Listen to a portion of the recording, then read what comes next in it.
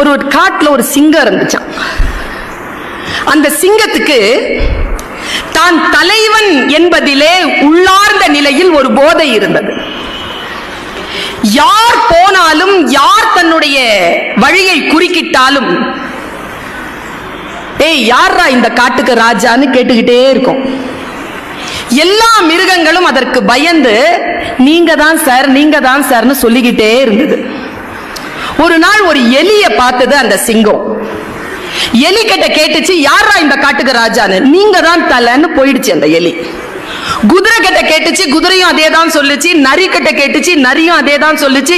போதை தலைக்கேற நடந்து கொண்டே வந்த பிடரி சிங்கம் பிடரியை சிலிர்த்து கொண்டு முன்னால் பார்த்தது. முன்னால ஒரு யானை வந்தது, ஒற்றை யானை, டஸ்கர்.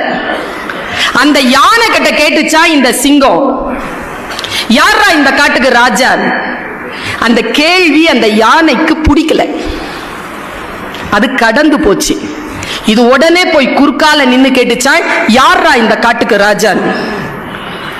அதுக்கு மறுபடியும் அந்த கேள்வி பிடிக்கல, அது தாண்டி போச்சு.